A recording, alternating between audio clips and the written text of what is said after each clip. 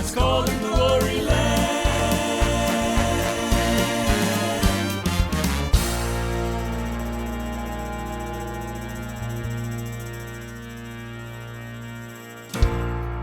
Welcome to another Coffee and Connect in Nashville, Tennessee with Larry and Gloria. Special guests today. Yes, Brian and Mary Beth from Florida. They're in Florida, Stubenrauch, and we're so glad to have you here. Where are you exactly? What city? We are in Pensacola, Florida. This way as far as you Wow. can go in the Panhandle just before you get to Alabama. And it's beautiful there, right? It is beautiful. Yes. Oh my. We are here in these Smoky Mountains, and it is windy. It's like South Dakota and North Dakota back Yes. home. Yes.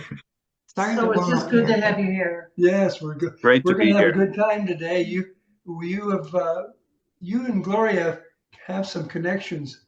Yes. I am proud to say that Brian is my cousin's son, right? Yes. And so I tell you what, you probably don't know all of this, but your mom grew up just about 12 miles from us because we were right in the very northeast corner of South Dakota. So we were in Sisseton, South Dakota, and your grandpa and grandma lived in Browns Valley, which was 12 miles away. And I spent a lot of time down there at their home. And I wish you could have just been there, but you weren't born yet. Nope. But I have a lot of memories. I remember they had this little house and filled with kids in action and a lot of baby kittens. A lot of them. And your mom, she was a fireball. She was one of those cousins that was never still and full of life, and she hasn't changed. And well, the older we get, it gets a little bit more difficult. Yeah. And then your grandpa and grandma, your grandpa had like a little auto repair shop and just kind of like a one stall deal. And we used to go down there and had a good time. But you're really, when you think about it, I have to just share this with you quickly is that your grandpa and grandma had a big part in our family coming to Christ. And your grandpa Frank, there was only one Frank Burleson, and he was very active. He was his own personality. He was funny. He was fun. He was touching. He was just a sweet guy. But anyway, he would, after he came to the Lord, and I don't really know all the back history on that, but he would start calling us and coming up to us and inviting us to go to church down at a little church down on Main Street in Browns Valley, Minnesota. And so when they were attending there, he would on a Sunday afternoon about 5 o'clock, he would load up your mom and the family and with grandpa and grandma, and they would come up and we always said, of course, a big family because I had 10 brothers, there was always food. And so he would say, okay, we're at the Brookses, so eat, it's free. So when we had all of our kids and all of yours, it was very interesting. And but he kept praying, he kept inviting us, and he would go to church with us and just say, you all need to just go to church. And so it was those small threads that really brought us to that personal relationship with Christ. But we went back quite a ways. Yeah, looking at it, can I just say these are the pictures of the first little church in Browns Valley, the storefront church. Oh, really? Wow. Yeah, that's the storefront church. And I would go with your mom and I, Janet, we would go to Christian, we go to the VBS. And of course, you can tell that little church was not, it was it kind of looks like another country, doesn't it? Yeah. But boy, this Heinrich was his name, and he preach.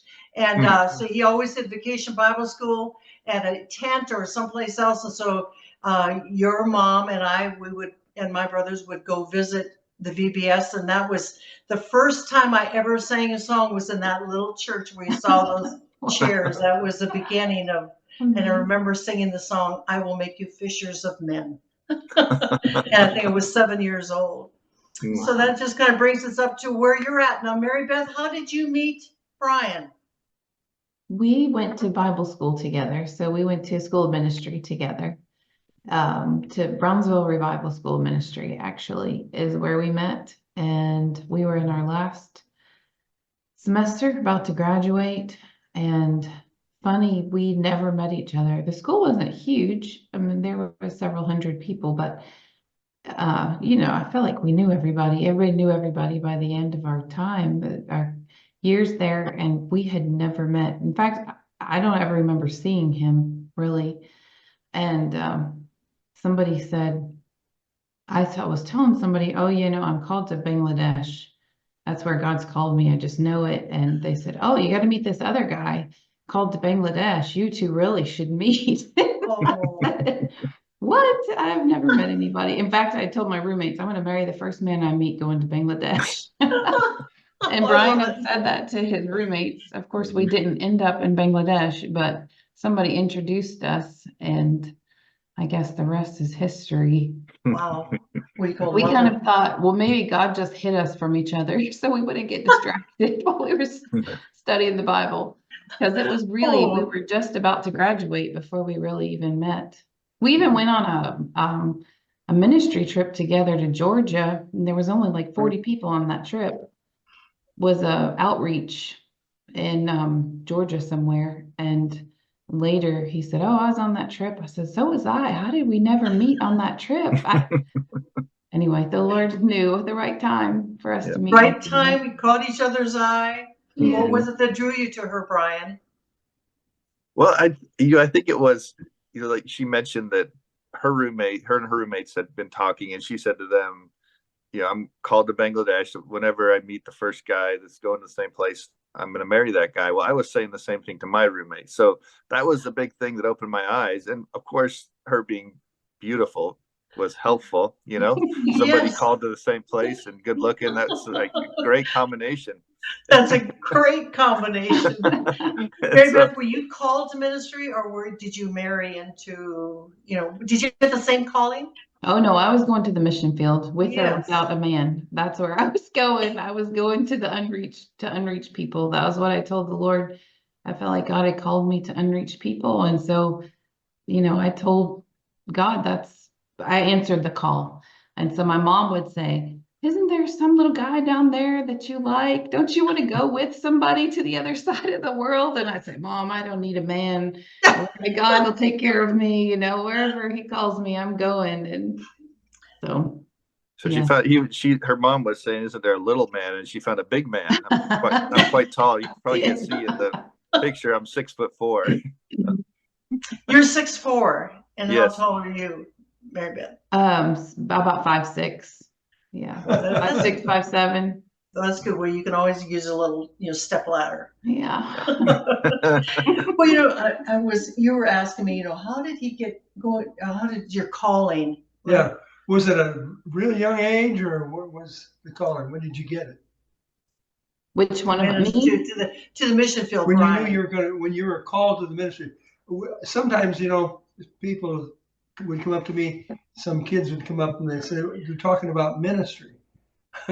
Sometimes I want to be sure that the calling was there. So I'd say to them, if you can do anything else, do it. That's a good word. Because when you can't do anything else, I've got to go to the ministry. I've got to be in the mission or whatever the ministry is, and you can't do anything else to be happy. Then get in there and die for it. Mm-hmm. That's right. All right. Now, Brian, I remember I hadn't seen you for years, probably since you were a toddler.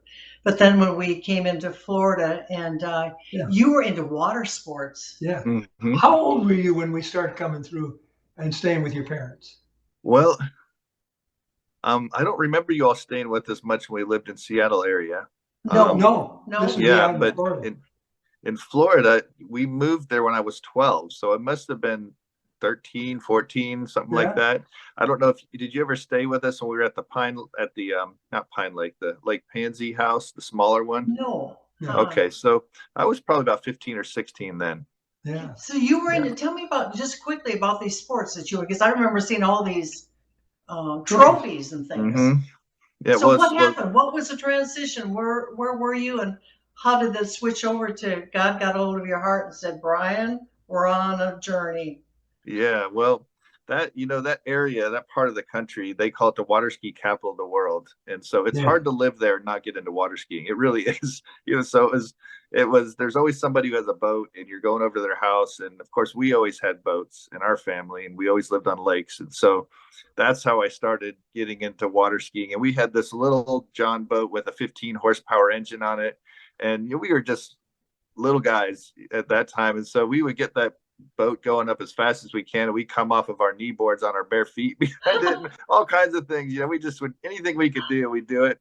But then Dad upgraded to a Mastercraft, which was designed for water skiing. Well, that's when we really started getting into some better things, and the thing I liked to do was knee boarding at the time. And so I learned how to do just about every trick you could do on it, and was doing it professionally with the ESPN tour for a while. And just loved it. It was just something I really enjoyed. But it was during those years that I took a turn away from the Lord, wasn't really as close with the Lord, and got involved in a lot of things that were pretty ungodly. And it wasn't until about 1996 that I really got born again. I was going to Florida Southern University at the time there in Lakeland, Florida. And I always like to tell people this because you don't hear of this very often. I actually had a water ski scholarship there. You don't get that very often. So they had a water ski team, and I didn't even have to ski on the team. They just gave me the scholarship because of my rating in the sport of kneeboarding, because I had a name. And so they gave me a scholarship just based on that, because I guess they liked me. So, well, you had such a passion and energy. Your mom said, she just almost would have to just turn her head. So you and your brother were just like, whoa. Yeah. We were crazy. Action packed. And she'd hold her breath, and she said, you used to come down a ramp in Seattle from your house on a bike or something. And yeah, we were pretty wild, and we were pretty full speed ahead with most things. But after I got born again in 96, I just really felt like the Lord was saying to do something different. I was in my junior year of university, and I had a goal, and my goal was to get rich. And that was it. That was my goal. I was going to do it through real estate or whatever ways I could. And when I got born again, my whole perspective changed. And I said, I want to do something for the Lord. I talked to my pastor and said, I'd like to drop out of college. And he said, please don't. And so I didn't. I was in my junior year. He said, just finish, And so I finished, and I immediately went to the mission field. After I graduated, I went to Trinidad for a couple weeks, and I stayed with our local pastor there in his house. And remember, in his little office with the windows open and his dogs barking and mosquitoes buzzing, and I was on my knees, and I said, Lord, I want to do this for the rest of my life. And he took me up on it. And that's where I got the call to missions, was right there in that hot, stuffy office with mosquitoes and dogs barking. What year was that? 96, was it? See, that would have been probably 97, because I graduated from college in 97, and that was that summer that I went. Okay, so what was your, tell us about your mission, where you went first. And actually, I want people to know now that you've been one of our missionaries for years. Mm-hmm. And somebody say, oh, well, sure, he's a relative. That's why you wanted to be behind him. I told Larry, I said, you know what?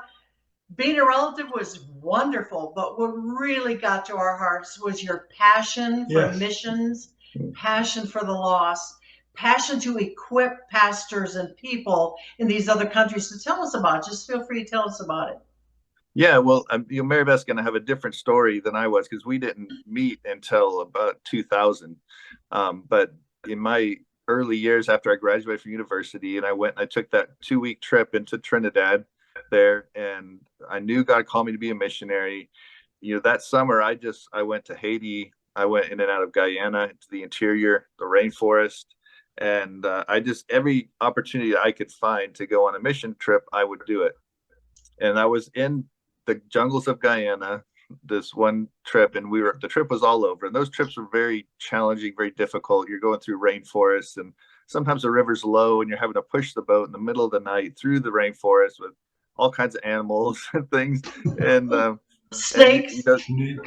Yeah, and I was on my way. I had planned on that trip. I packed enough clothes and things that I said, well, I'm just going to stay here. And I wasn't thinking about anything else. I didn't know how I was going to financially provide for myself. I didn't know how I was going to get a visa to stay. I didn't even think about this stuff. I'm like, I'm just going to stay. and I was praying in the boat, and it was at night, and I'm looking up the stars, and I said, God, I just thank you that I could be here for the rest of my life. And I just felt strongly from the Lord, no, you don't need to do that. And then talked to Pastor Robert, who's been a mentor of mine. He's the Trinidadian pastor I stayed with, and he encouraged me to go to Bible school. And so I felt like that was right. And so that's when I came back from that trip, I went to Brownsville Revival School Ministry after that. That was a great. One of the thoughts that I had, how long, this would scare me to death, how long, if you went to Thailand, how long does it take you to learn that language? It took me about 3 years before I felt pretty good with it. Yeah. And so then did you have to have another missionary interpret for you so that you could go back and forth? How did you do that? When you were there Well, ministering, yeah. there's a lot of different ways you can do it. Mary Beth and myself, we felt very strongly that our first couple of years were going to be focused on getting the language, getting the culture really well. And so we poured ourselves into language and made some friends and just learned the culture, learned about the religion, learned about the places of the country, just learned as much as we could. And so that was our ministry. We saw that we did some little things here and there, but our ministry was that we're going to learn the language and the culture. Yeah. You really touched my heart when you first went over there, was that to equip the locals there of gardening or, being self-efficient. What all did you do there to help them? What did you teach them? Well, I don't want to monopolize all of this, but I'll say this part. Mary Beth she did a lot of amazing things there as well. But we had been in country for probably 10 or 11 years, and we moved to a very remote part of the country that was completely unreached and very few Christians, if any.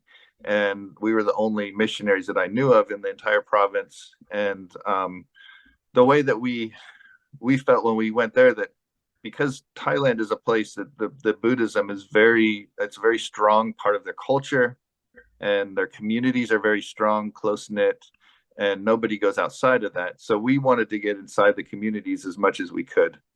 And one of the ways that we did that was we did these sustainable agriculture projects, because the farmers, they were good farmers and they knew a lot of things.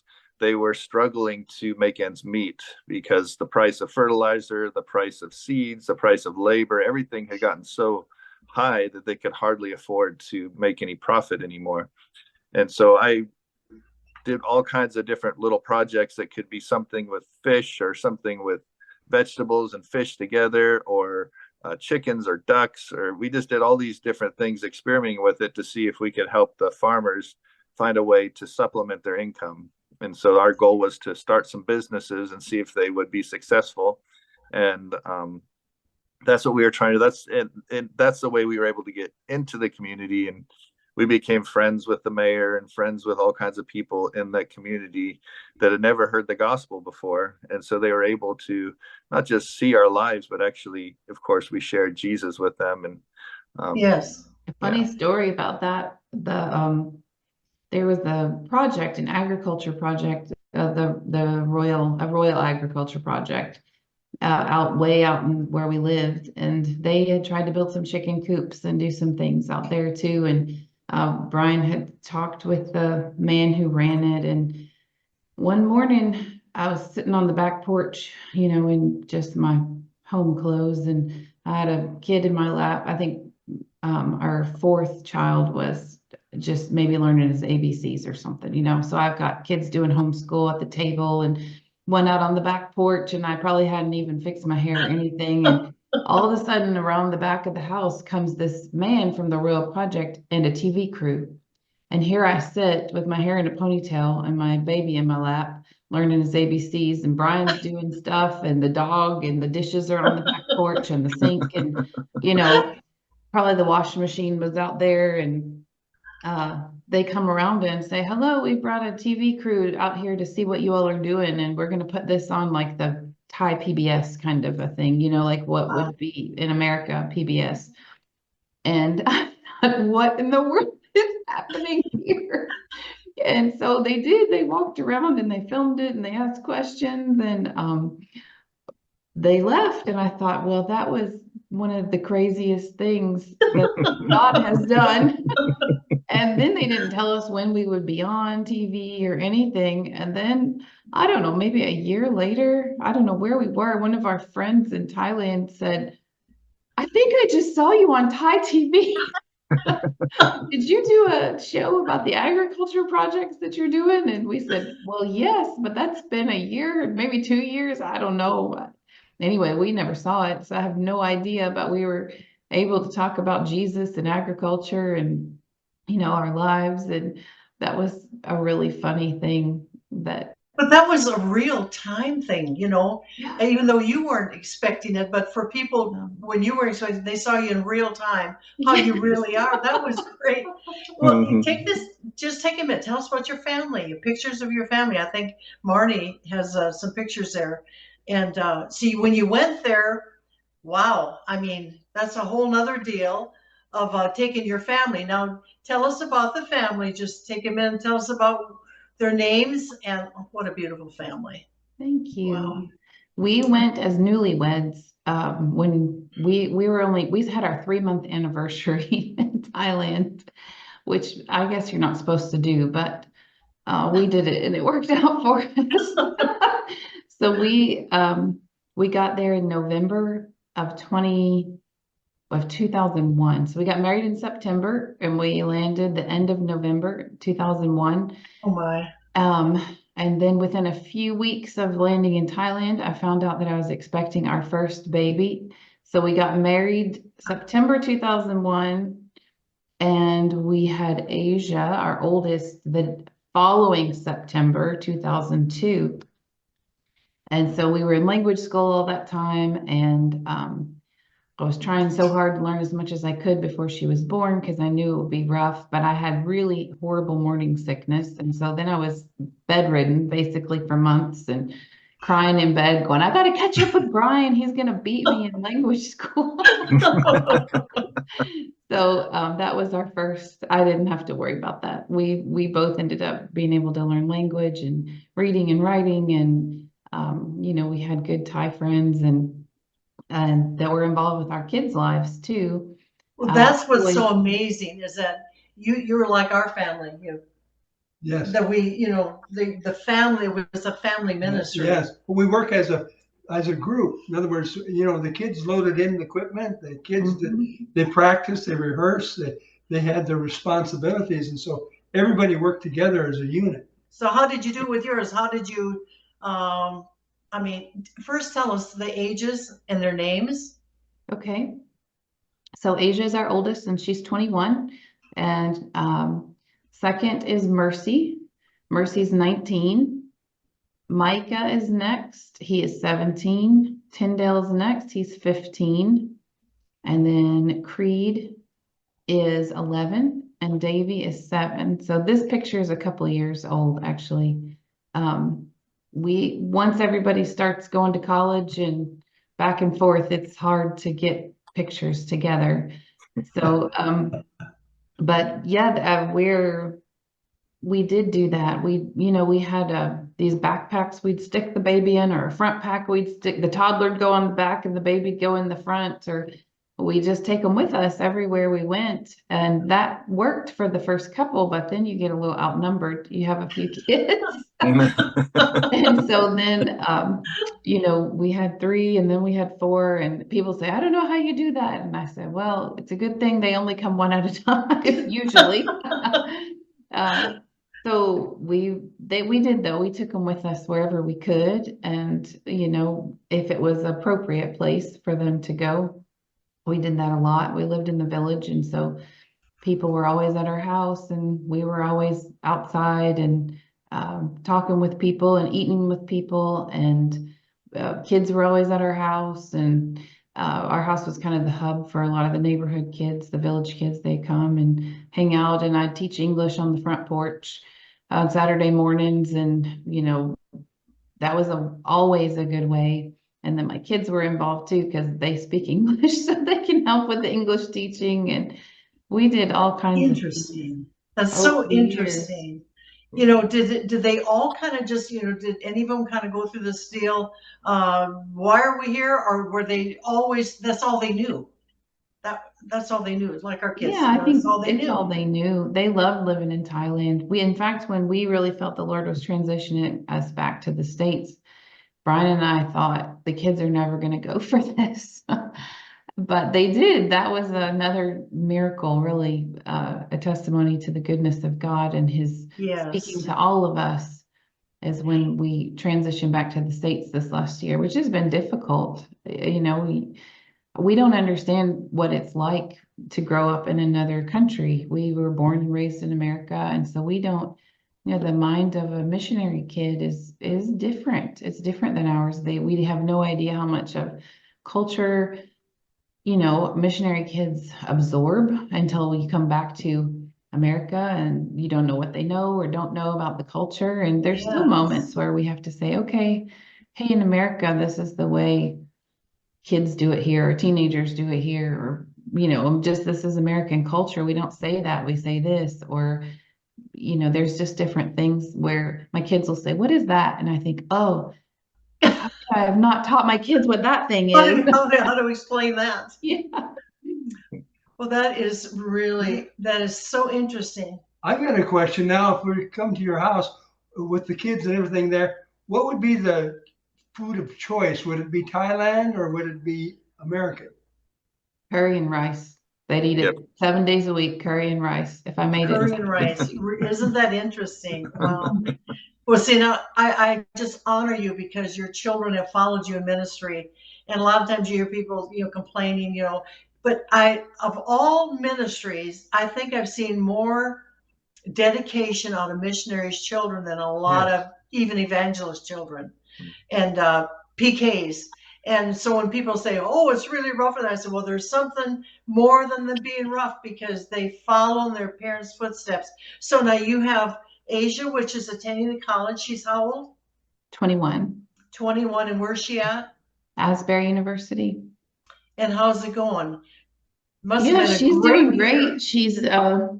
She's doing sound engineering, and so she's had to, figure out what it is that she wants to do and what she's good at, and it's interesting with these kids to see what God's doing with them and where they want to be and don't want to be, and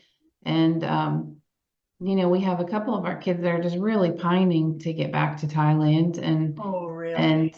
it's hard. Transition to America is hard. That's what I'm saying. Like with their minds, you don't know, what's in there. It's like if somebody told you could never go back to North Dakota or South Dakota, like Yes. you can never go back to Florida again, where you were born and raised, or yeah. So I mean, it's not like they can't ever go back, but it's they can't it's a figure that permanent out. I mean, move until they. I'm sorry. There's a lot of little things that have to all be taken care of. Well, Yeah. then now you have a Mercy. And so Brian, you and her did a mission trip, and tell us about that and how God just kind of used her in that. This was just lately. I mentioned earlier that I used to take a lot of trips in my early born again days, going in and out of Guyana. And, these, at that time, a lot of places we were going did not have any churches. And so we were doing church planting with the team that went. And, all these years that I got married, I went to Thailand. We were there for 22 years. God brought us back here. And then he opened up the door for me to go back to Guyana, which was pretty amazing. And it was through the Pastor Robert, the one I did an internship with him for a year right out of college in Trinidad. And he was the one where I was staying at his house when I got the call to missions. And he was talking to me on the phone, and he said they had a real need for drinking water. They had really bad sources of good drinking water for the Amerindians living deep in the rainforest. And I over the years with missions, you come in contact with a lot of different people and a lot of different ministries. And so God just worked it out where I could connect him to this ministry that drills wells. That's what they do all over the world. And they've raised millions of dollars to bring clean drinking water to people. And I was able to go in on a trip with Joel DeSherry with Commission Mankind, an amazing ministry drilling wells. And I took Mercy with me. And so it was a lot of fun to take Mercy in there. We were able to see a lot of those places that I would go where we were just planting churches and they were a mess. A lot of witchcraft, a lot of alcoholism and drugs and different things. And we went to a lot of these places. And I said, Mercy, look at these places. This place here, there was no Christians. It was a mess. And look, now they got a church and everybody's following Jesus, and they have a good economy within their village. So it was really neat for me to see the transformation, but it was really, really wonderful to share it with Mercy and let her see some of it, because she's heard these stories her whole life. Yes. I've told her these stories. And so she got to meet some of the people and the stories and see some of the places. And it was really neat. It was a special, special time. And she had actually a really big impact into the interior of Guyana, too, that was unexpected. So the Brian and Mercy had partnered with Commission Mankind, the well drilling ministry, which was also a miraculous thing, how they even got connected. But that's a whole nother story. God just brings people together when it's time. But on that trip, they went in not to drill wells, but to kind of be a scouting trip. They also went in to teach Bible and all of those things too, but to look and see what they could do, what could be done in country.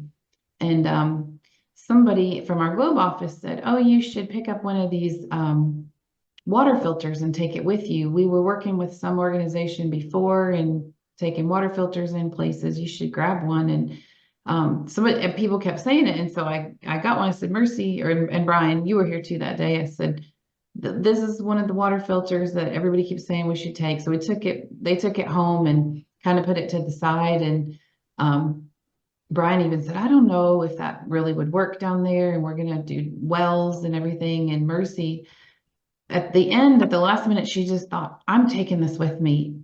I just feel like this needs to go in my bag. So she took this water filter kit, which hooks onto a bucket. And anyway, Brian can explain it more, but it's a really, really good filter. And she stuck it in her bag. I mean, everything they took, they had to carry with them, right? So they've got these big backpacks, and not like suitcases from hotel to hotel. This is backpacking, putting it on the boats and putting it back on your back and walking through places. And anyway, Mercy took it in and it worked so incredibly well that they came back out of the jungle. And how many did they send in, Brian? Did Yeah, it was funds? Well, it was so that the wells are made by Filters of Hope, which is another ministry that Globe International, not the wells, the filters. The filters. And so they make these really inexpensive filters that you can take dirty river water and it'll convert it into beautiful, clear, crystal clear drinking water. And we went into one of these villages and we were talking with the locals and asking them about well drilling. And one of them just said, if we had something to filter water with, it would help. And then Mercy said, hey, I have this thing, And so it was really a God thing that she had that thing, because they said that would work perfectly. And so I got in touch with Filters of Hope when I got back, and they said, we'll send you 150 of them for free and 150 more if you can just raise the funds for it. And I said, okay, let's do it. And so he sent the 150, and then there's a team that got together, said we're going to take them in. And so Filters of Hope said, we're going to send you the other 150 as well. Whatever you can do to help, do it. But we want to make sure these people get these filters. And so they sent 300 of those water filters in with us. And I didn't go on that trip. It was these three young men. I think they weren't any older than 20 or 21 years old. They took those filters into the interior and handed them out in village to village that had deep, deep need for this kind of thing. And so there was the schools with the children. Yeah. And we found out, later, that it literally helped save lives, because some of these villages, the drought is so severe right now that there would have been so many sick children and sick people if they wouldn't have had those filters. So it was a real, you just see God's hand working in these things. Yes. Things you don't even expect, and they just happen. God just does Yes. And what a deal for her to experience, to know that she was led of the Lord and she felt that passion. How big was that little, how to explain that a little bit more about that filter? Okay, so the Is it filter like a itself, bucket, you say? It's kind of, it's the filter itself is probably, it's maybe a little bit, it's narrower than this cup. okay. And maybe about the same height. And it's plastic and it's round, and it has this powerful filtration system within that thing. It has a tube that comes out of the bottom of it, and it hooks into any bucket, any plastic bucket. It comes with a tool that you can drill a hole. It comes with all the seals and everything to screw it onto this bucket. You fill up the bucket with dirty water. It comes through this filter into a cup of water or another bucket, and you can filter water in it. And it even comes with a little tool that you can backwash the filter. So you can amazing. Yeah. It is very simple. Anybody could use it. All they have to provide is a bucket, and they can filter their water. And I mean, it's life. Yeah. It may be from death unto life, really, for all those. Yeah. I'm going to jump ahead. Boy, we could just go on for Let me days. see if I can find a picture of it, but I can't find it right now. I was just thinking, so now that you made a transition to come back, you made a decision to come back, and part of it was you had one of yours leaving the nest, and and then you had the rest of you over there. So you come back. So now what is your mission? Well, it's a little bit of a backstory here, but not much. We were here during COVID for 2 years, and that was not by choice. We got stuck here. We came back to do some training with our organization, and then we got stuck because of COVID. And we just always had in our heart, we want to go back. The organization Globe was asking us to pray about staying because they really needed some people that were experienced here, training new missionaries and caring for missionaries that are on the field. And they just didn't have that resource available to them at the moment. And so they really were wanting us to pray about it. I remember coming to Mary Beth and saying, Doug, who was executive director at the time, he wants us to pray about staying and helping, at Globe, because they really need people that are experienced there. And she says, I'm not praying about that. We're going back to Thailand. I'm going home. That's what I said. I don't need to pray about that. I'm going home. See ya. Yeah, so we did make plans to go back. We raised funds. We went back, and we were there for a year, and we really felt like God was saying, we were able to see in that year that all of the different works we'd done stuff in the South, we'd done stuff in the Northeast, and then now we were in the North, and all the different ministries, things that we had done, churches that we planted, people that we have discipled and mentored, they were all doing amazingly well. And so they're multiplying themselves, they're reaching the lost. Some of them were planting churches. And so you look at that and you say, well, we did all this work and they want us to stay. They always want you to stay. They always want you to be there because there's love. When you do so much together, you love each other a lot. Yes. And so we kind of came to this conclusion, like there's not much for us to do anymore. We've worked ourselves out of a job, basically, which is what you want to do as a missionary. Yes. So I was kind of feeling the thing of like, what do I do now? And we love Thailand. It's just a huge part of us. We've been there for a long time, and but I was feeling more and more like we need to go somewhere else. And I had the dilemma of I would have to start from scratch, create a whole new team, and do some more church planning. And that wasn't happening. I was trying to do something, it just wasn't happening. And so we just felt, after a while, we felt, well, maybe God is leading us. And some different things happened. A friend of ours asked us to come back and help during a transition of a church, going from a leadership that was there for 44 years into a new pastor. And the other thing that happened was Globe, of course, really asked us to come back. They would love for us to help, as we train new missionaries, and even looking at strategies with partnerships. We're looking at local people that are in unreached countries. And those listening that don't know what unreached means, it means there are countries where there's no church that is reaching out to the people. So it's parts people groups, parts of countries, sometimes whole countries where there is no church that is reaching the people. And so that's the main focus, is how do we get to those people that haven't heard? There's so many people that have heard the gospel thousands of times, but yet there's those that haven't heard it even once. And so we want to find, and it doesn't have to be American missionaries. It can be local people that are already doing it. How can we partner with you? How can we come alongside, be a part of the kingdom of God together? What can we do to help? And so there's a lot of those things. We're helping with partnerships with locals in unreached places. We're helping with partnerships locally, getting churches and NGOs, other ministries, kind of like what we did with the Filters of Hope, the water filters, and what we did with the well drilling. You're bringing people together and watching God do amazing things through them, across ministry lines, cross denominational lines, and just let's be the kingdom of God and reach the lost.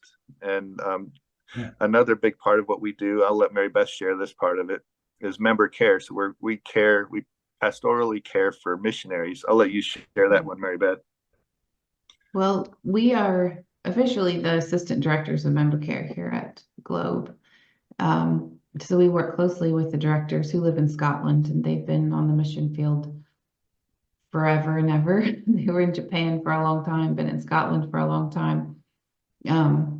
And so what we do is basically what we wish we had had for so many years in Thailand, because the thing with missionaries and probably just ministers of the gospel in general is a lot of times we just go it alone, because we think, well, we are the leaders. We're the ones that are counseling people who are having struggles. We're the ones who are, pouring into people, but we don't really have people pouring into us, or, things happen on the field.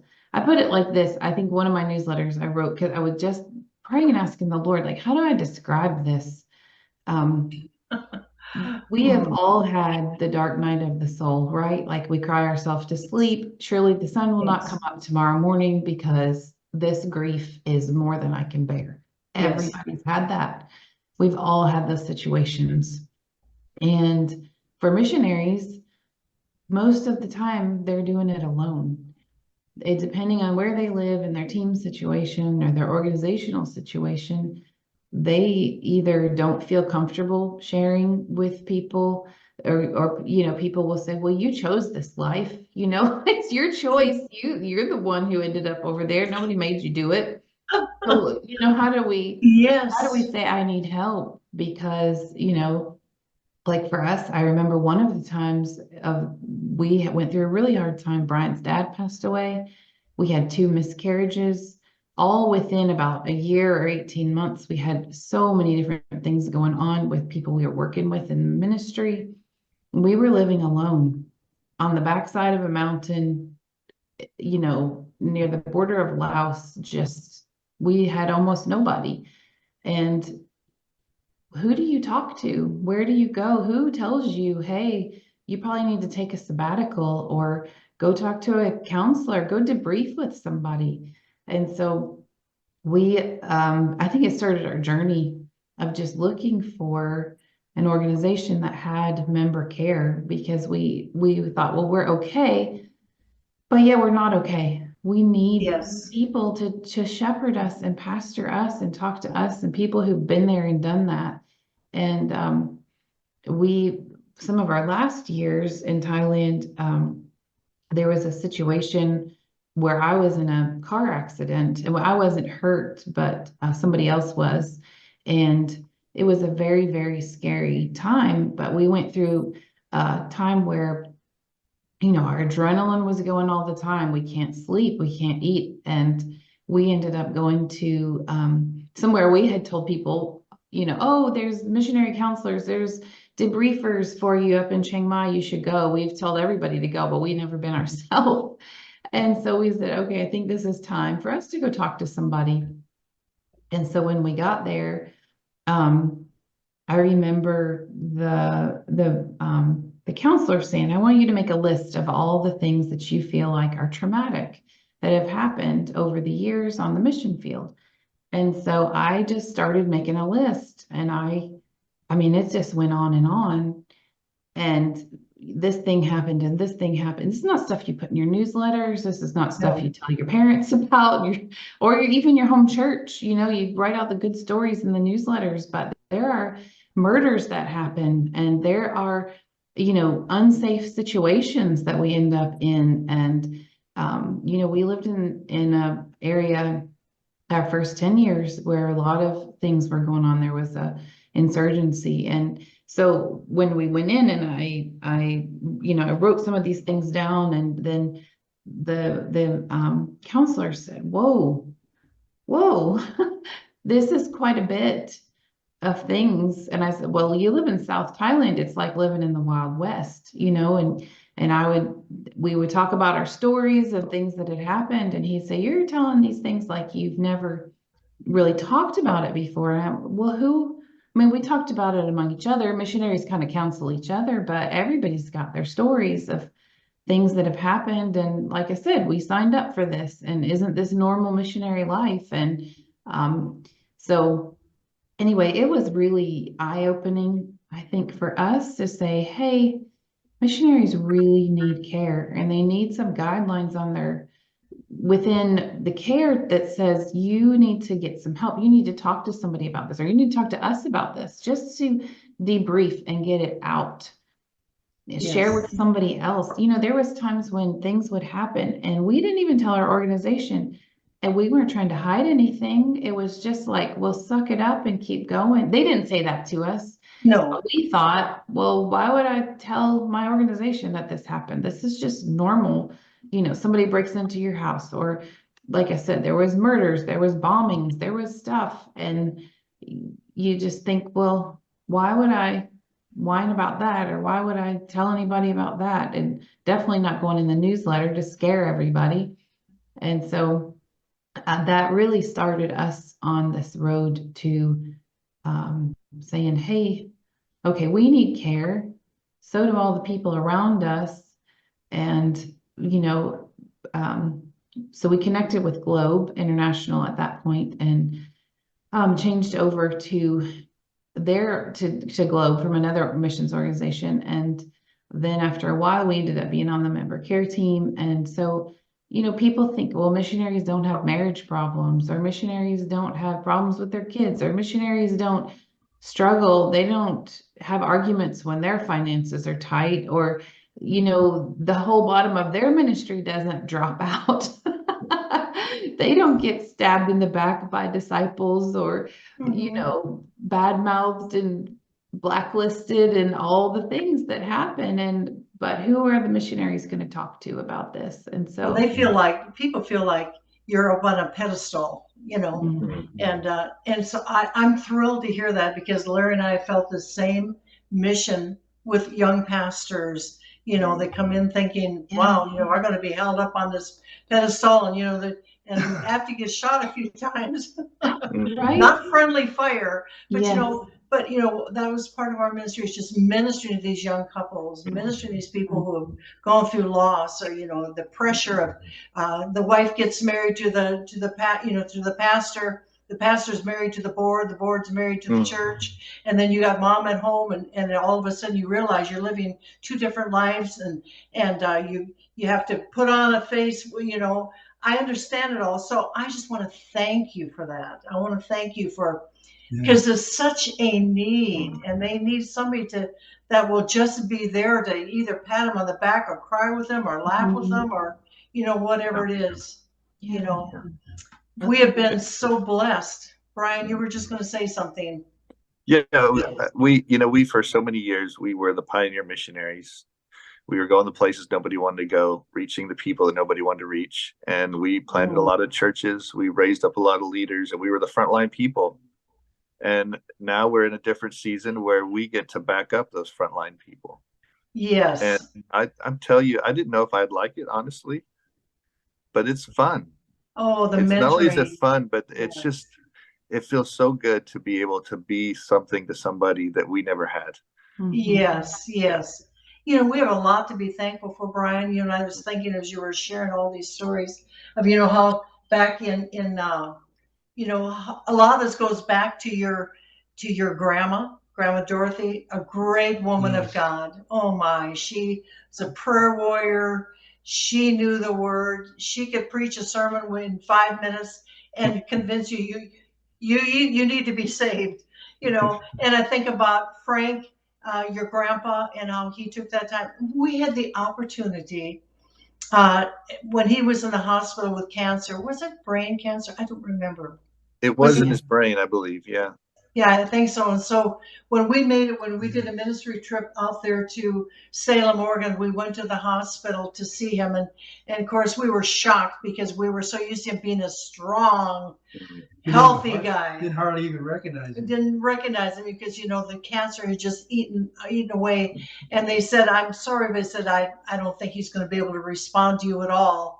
And they said, you can go in and see him, but I don't think you're going to be able to communicate. So I went over and took his hand and I was rubbing his head, little bald head from the chemos, whatever all he had done. And I took his hand and I said, Frank, I just want to thank you. Thank you for caring about our family. Yeah. Thank you that you called, you came to our house.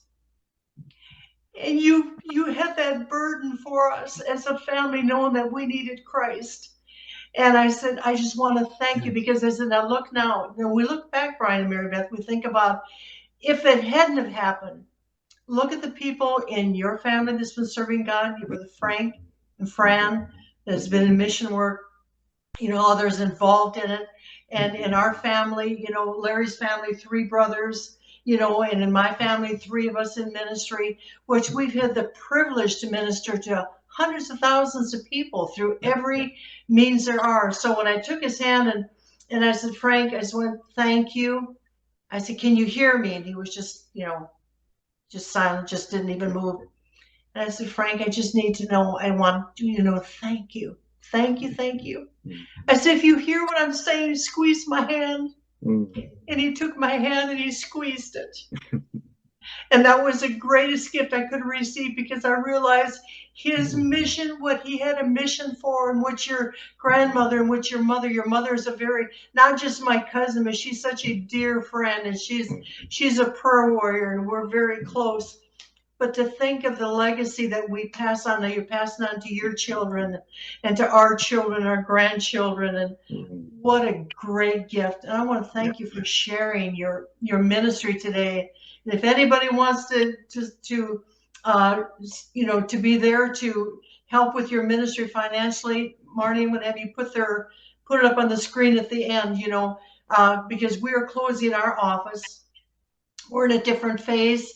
And so with the pandemic kind of took us down, and then, we've been through kind of that same thing, and then some heart problems and Larry, whatever. So, here we are in a new phase of life, but you're still in that mainstream, and I'm thankful for that. So thankful, that you're out there reaching the lost, and you're out there encouraging those in ministry to keep on going. And wow, it'll be exciting to hear the next stories. Yeah. Marnie, I'm happy to have you join us back here on the screen.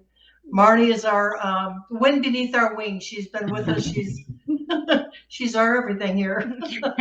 I just like to help where I can. But wow, that was so amazing. I've had the privilege of reading the newsletters that have come into the office of the work that Brian and Mary Beth and their family have done, and just so excited to hear about it, as close to as in person as we can be at the moment. But just to hear their passion, their dedication to the Lord, to really do whatever He calls them to do, and really trusting Him to move them and move the pieces around, to place them right where they need to be. And whether that's in Thailand or whether that's in Florida, God is fully working in and through them. So thank you so much for sharing with us about what you have done and what you're planning to do in the future.